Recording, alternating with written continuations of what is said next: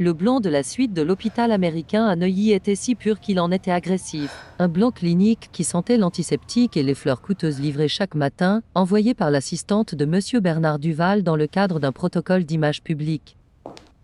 Céline Mercier sentait sous ses doigts la soie glacée des draps en lin, un luxe absurde qui ne servait qu'à lui rappeler que son confort était une transaction. De l'autre côté de la pièce, près de la baie vitrée offrant une vue impeccable mais distante de Paris, son époux parlait au téléphone. Sa voix, une caresse d'acier, discutait des termes d'une fusion à plusieurs millions, mais entre les phrases, il laissait tomber des perles de son mécontentement. Oui, un désagrément. Un actif biologique qui demande plus d'entretien que prévu, l'entendit-elle dire, se référant à elle et à l'enfant qu'elle portait dans son ventre de septembre mois. Chaque syllabe était un micro-fragment de glace qui s'enfonçait dans sa peau. C'était le pacte faustien que sa mère avait signé en son nom. En échange de dettes de jeu effacées et du maintien d'un statut social qui s'effondrait, Céline était devenue la pièce la plus exotique de la collection de Bernard jeune, fertile et, soi-disant, soumise. Quand il raccrocha, ses petits yeux sombres, comme deux éclats d'obsidienne, se posèrent sur elle. Le silence qui s'ensuivit fut dense, presque palpable. « J'espère que cette farce de convalescence se terminera bientôt, » dit-il, s'approchant du lit. Son costume de lin italien n'avait pas une seule ride. « Vendredi, c'est le gala de charité du musée d'Orsay. Ta présence est contractuellement nécessaire. Une épouse jeune et enceinte projette de la virilité, de la stabilité. C'est bon pour les affaires. » Elle ne dit rien, glissant simplement une main protectrice sur la courbe de son ventre. Le geste, si instinctif et pur, sembla allumer chez lui un interrupteur de mépris. « Ta mère m'a assuré que tu étais docile, une toile vierge. Mais je vois dans tes yeux une volonté qui me déplaît profondément. J'espère que ce n'est qu'un effet secondaire de ton état. » Il ne la toucha pas. Sa cruauté n'avait pas besoin de contact physique. Elle était atmosphérique, une pression invisible qui compressait l'air et lui volait l'oxygène. L'écho de ses chaussures en cuir résonnant sur le sol en marbre était un compte à rebours vers la prochaine humiliation. Mais à ce moment-là, un son familier et redouté parvint du couloir, le bruit aigu et décidé des talons de sa mère. L'architecte de sa misère venait inspecter son œuvre. Isabelle Mercier entra dans la pièce non pas comme une mère inquiète, mais comme une galeriste évaluant une œuvre d'art qui ne se comportait pas comme elle le devrait. Son sourire, parfaitement calibré, était dirigé uniquement vers Monsieur Bernard. Elle ignora la pâleur de sa fille, le tremblement de ses lèvres, l'angoisse dans son regard. « Bernard, mon cher, quel cauchemar pour toi !» roucoula-t-elle, posant une main ornée de bijoux sur son bras. « Je te l'ai toujours dit, Céline a une constitution fragile, trop sensible. » Le poison était enveloppé de soie. Céline sentit la dernière lueur d'espoir se faner. Sa propre mère l'étiquetait comme défectueuse devant son acquéreur. Isabelle se tourna ensuite vers le lit, et sous le regard de Bernard, son visage resta faussement doux. « Ma fille, remercie ton époux. Il a laissé tomber son emploi du temps pour venir te voir. Tu devrais te sentir chanceuse. Maman, il... » La voix de Céline se brisa. Dans un mouvement rapide, Isabelle se pencha sur elle, son parfum cher envahissant l'espace personnel de Céline, son sourire maintenant une grimace glaciale que seule elle pouvait voir. « Écoute-moi bien, siffla-t-elle, sa voix à peine un murmure venimeux. Ça m'a coûté une fortune en capital social et en faveur pour obtenir cet accord. Tu es une Duval. Tu as tout ce qu'une femme pourrait désirer. Alors arrête de pleurnicher, souris, sois l'épouse parfaite et donne à cet homme l'héritier que tu t'es engagé à lui donner. Ne gâche pas tout. Pour nous deux. » La menace était aussi claire que le diamant à son doigt. Dans le couloir, l'agent de sécurité, Thierry Lemaire, s'était arrêté. Il n'avait pas l'intention d'écouter, mais l'intensité de ce murmure glacial avait attiré son attention. Il se souvint du père de Céline, Monsieur Mercier, un homme intègre et gentil qui était mort trop jeune. Avant de mourir, il avait donné sa carte de visite à Thierry. « Si ma famille a un jour besoin de quelque chose, n'importe quoi. Promets que tu appelleras ce numéro, lui avait-il dit, montrant un nom et un numéro de téléphone écrit à la main au verso Michel Dubois frère de cœur. Thierry ne sut jamais pourquoi, mais il garda la carte. Maintenant, en voyant Isabelle s'éloigner en laissant sa fille dévastée, il sentit le poids de cette vieille promesse. Il mit la main dans la poche arrière de son uniforme, son cœur battant la chamade. Il savait que cet appel pouvait lui coûter son emploi, mais il savait aussi que ne pas le faire lui coûterait son âme. Au cœur du quartier d'affaires de la Défense, dans un bureau au 50e étage de la Tour Total, Michel Dubois contemplait la ville comme un général étudie une carte. Son monde était fait d'ordre, de stratégie et de pouvoir, un univers construit sur une intelligence juridique légendaire et une loyauté inébranlable envers quelques élus. Le père de Céline avait été l'un d'eux. Après sa mort, la relation avec Isabelle s'était refroidie. Sa superficialité et son ascension sociale à tout prix le répugnaient. Son téléphone privé, une ligne directe que seule une poignée de personnes connaissaient, vibra avec une insistance inhabituelle. La voix à l'autre bout était celle d'un homme ordinaire, un agent de sécurité, mais il parlait avec la précision d'un témoin oculaire et la conviction d'un homme décent. Thierry n'enjoliva pas l'histoire. Il relata les faits avec une crudité qui glaça le sang. L'humiliation publique, la cruauté de la mère, la peur silencieuse de la jeune femme. Michel écouta, immobile, tandis qu'une fureur glaciale et contrôlée commençait à bouillir dans ses veines. La promesse faite à son ami mourant résonna dans son esprit comme un écho de tonnerre. « Prends soin d'elle, Michel. Protège-la des loups, surtout de ceux qui portent son propre sang. » Et il avait échoué. Il avait laissé la distance et le dédain pour Isabelle le rendre aveugle. Numéro de chambre. Sa voix était grave, un présage de la tempête qu'il était sur le point de déclencher. Après avoir raccroché, le bureau, autrefois un havre de calme, se transforma en centre de commandement d'une guerre imminente. En 3 appels brefs, il annula sa journée, mobilisa son équipe d'enquête d'élite avec un seul ordre: je veux connaître le moindre secret sale de Bernard Duval, et ordonna que sa voiture soit à la porte. Tandis que l'ascenseur privé descendait à une vitesse vertigineuse, Michel sentit le poids des années d'inaction. Mais ce poids ne l'écrasait pas, il le transformait en arme. La Jaguar blindée qui l'attendait n'était pas seulement une voiture. C'était un bélier, et il se dirigeait directement au cœur de la forteresse que Bernard Duval croyait imprenable. Céline était restée seule dans la pièce, un îlot de misère dans une mer de luxe stérile, quand la porte s'ouvrit de nouveau. S'attendant à voir sa mère ou Bernard, elle se recroquevilla instinctivement. Mais la silhouette qui remplit le seuil était différente. Grand, avec des cheveux poivre et sel aux tempes et un regard qui contenait une autorité tranquille et une chaleur qu'elle n'avait pas ressentie depuis des années. Oncle Michel, le nom sortit de ses lèvres comme un murmure d'incrédulité, un écho d'une enfance plus heureuse. Il ne répondit pas avec des mots. Il s'approcha, écarta une chaise et s'assit près de son lit. Il prit sa main dans les siennes, et la chaleur de son contact fut si accablante que Céline éclata en sanglots, un sanglot profond et déchirant qui libéra des mois de douleur refoulée. Il attendit, sa présence était une encre solide et silencieuse. « Ton père serait anéanti s'il voyait ça, » dit-il finalement, sa voix teintée d'une profonde tristesse. « Et moi, je t'ai trahi en n'étant pas plus proche. » Céline, entre les larmes, lui raconta tout. L'accord, les humiliations, les solitudes étouffantes, la certitude de n'avoir aucune issue. Quand elle eut fini, Michel respira profondément, ses yeux allumés d'une lumière de combat. « Écoute-moi, Céline. La base de ta prison est construite sur un mensonge fondamental. Ta mère t'a dit que ton père vous a laissé ruiner. C'est faux. Il t'a laissé une fiducie, une très bien protégée. C'était sa garantie que tu serais toujours libre.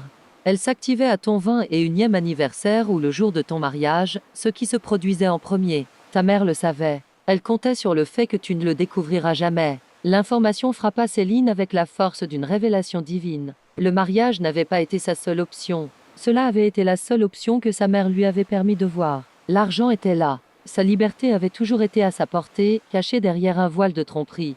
Une nouvelle énergie, fragile mais féroce, commença à la parcourir. « Cet argent est à toi, Céline. Suffisant pour que toi et ton fils non seulement surviviez, mais que vous prospériez. » Loin d'eux. Michel vit le changement dans ses yeux. La peur était toujours là, mais elle était maintenant mélangée à quelque chose de nouveau, de la rage et de la détermination. Il se leva, sa décision était irrévocable. « On va te sortir d'ici, tout de suite. » Avant qu'il ne se rende compte que le jeu a changé. L'extraction fut un chef-d'œuvre de discrétion et de stratégie. Michel appela la docteure Sophie Dupont, une professionnelle intègre qui, après avoir été témoin de la scène, devint une alliée instantanée.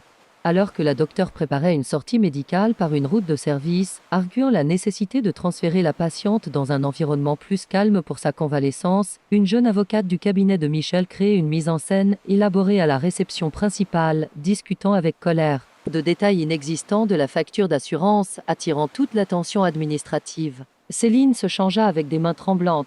Le simple fait de mettre un gant et un sweatshirt que Michel avait fait acheter fut un acte de rébellion. Chaque craquement dans le couloir était une pointe de panique. Michel la guida à travers un labyrinthe de couloirs internes, au-delà des cuisines fumantes et des blanchisseries bruyantes. C'était le ventre de l'hôpital, un monde sans marbre ni fleurs, un monde réel. L'air frais et pollué de la nuit parisienne la frappa comme une bénédiction. Une berline, anonyme et fonctionnelle, l'attendait à une sortie de livraison. En se glissant sur le siège arrière, Céline regarda une dernière fois les lumières brillantes de l'hôpital. C'était plus qu'un bâtiment. C'était le mausolée de son ancienne vie. L'appartement au cœur du quartier du Marais était un sanctuaire. Il n'était pas ostentatoire, mais chaque détail parlait de chaleur et de sécurité. Dame livre sur les étagères, une couverture en laine sur le canapé, une cuisine qui sentait le café. Michel lui tendit un jeu de clés. Personne au monde ne sait que tu es ici, à part moi et mon équipe la plus proche. Tu es un fantôme. Céline hocha la tête, les larmes étaient maintenant de pur soulagement. Elle se sentait en sécurité. Mais en observant la ville bouillonner silencieusement à travers la vitre, une question se forma dans son esprit.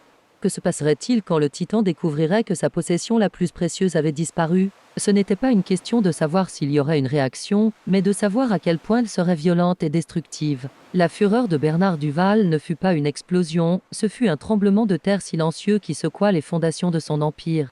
En découvrant le lit vide et le départ médical irrégulier, son premier appel fut à Isabelle, un torrent de menaces glaciales qui la laissa tremblante. Mais il comprit rapidement que ce n'était pas une crise de sa femme ni une maladresse de sa belle-mère. C'était une attaque orchestrée. Et quand un huissier de justice, avec la même élégance imperturbable qu'il projetait habituellement, lui remit une enveloppe à la porte de son hôtel particulier dans le 16e arrondissement, il fut confirmé.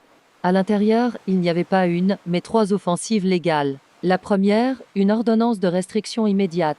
La deuxième, la demande de divorce pour abus psychologiques et contrainte.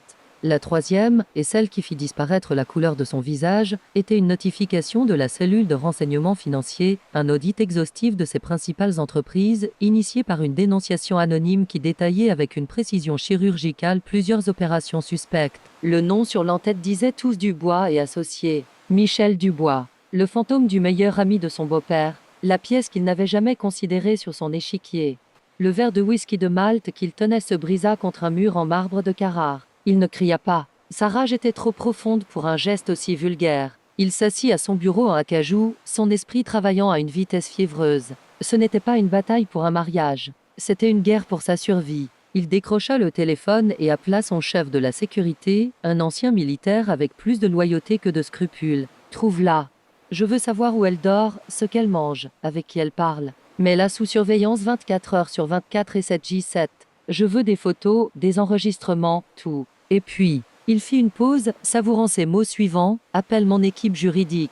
Dis-leur que la phase de confinement est terminée. Maintenant, on passe à l'anéantissement. » Pour Isabelle, l'appel de Bernard ne fut que le début de la fin. En quelques heures, son monde s'évapora. Les cartes de crédit furent annulées.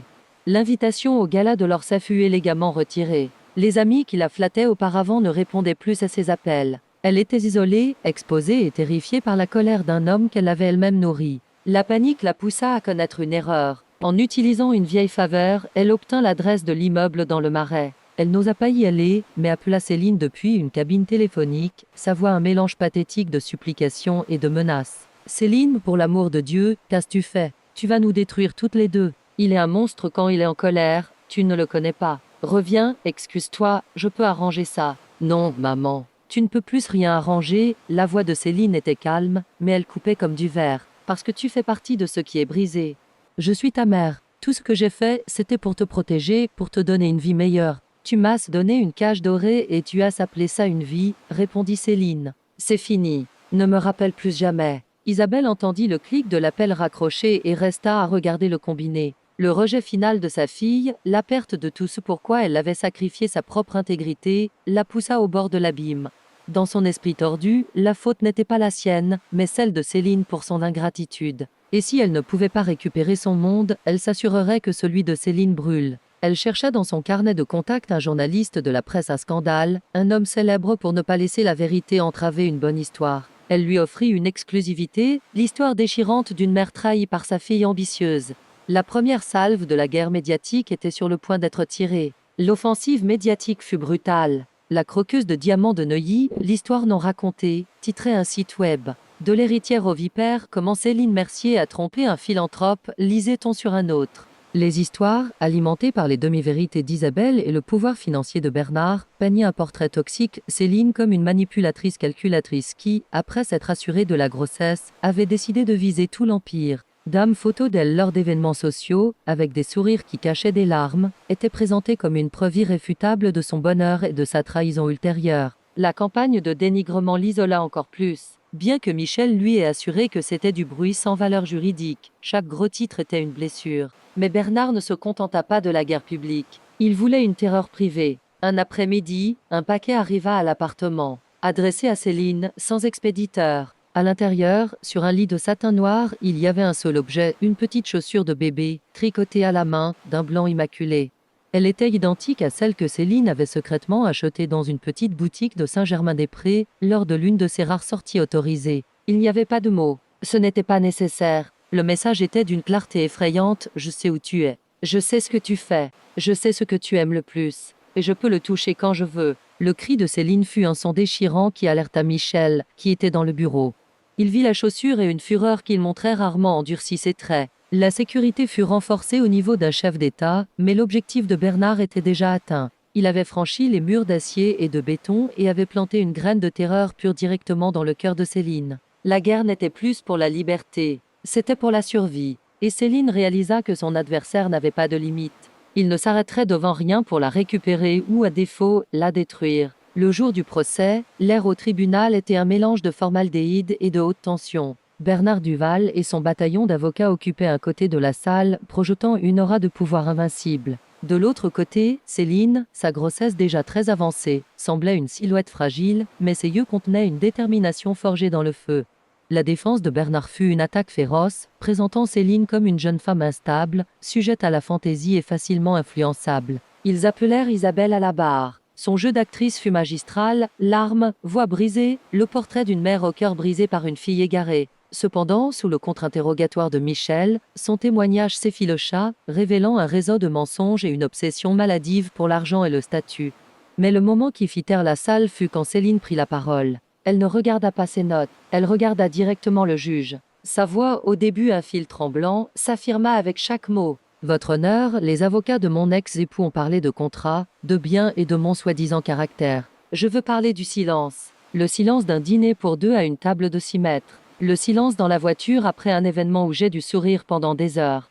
Le silence après qu'on m'ait dit que mon opinion était décorative. Ce silence est le son de l'abus. Il ne laisse pas de marque sur la peau, mais il brise l'âme. Elle fit une pause, prenant une grande inspiration. Ma mère et mon ex-époux croient que tout dans ce monde a un prix. Et il en a un. La liberté a un prix. Elle se paye avec la peur, avec la solitude et avec des jours comme aujourd'hui.